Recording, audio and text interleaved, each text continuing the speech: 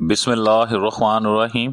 क्या हम मुश्किलों में फंसे हुए हैं? ऐसे वक्त में जब कोई सहारा नजर ना आए तो ये एक सूरत है जो अल्लाह की मदद का दरवाज़ा खोल देती है।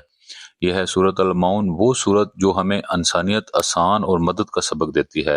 अल्लाह ताला ने फरमाया, जो नमाज पढ़ता है मगर दूसरों की मदद नहीं करता उसकी इबादत अधूरी रह जाती है।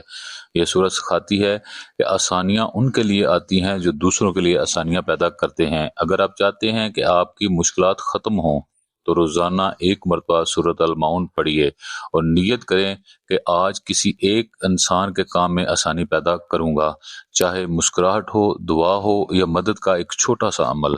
फिर देखिए कैसे अल्लाह आपके रास्तों से रुकावटें हटा देता है।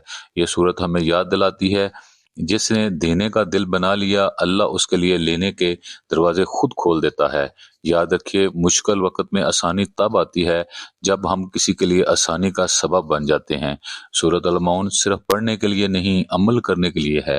अगर आपको ये पैगाम पसंद आया हो तो वीडियो को लाइक करें और दूसरों के साथ शेयर करें और मेरे चैनल को ज़रूर सब्सक्राइब करें।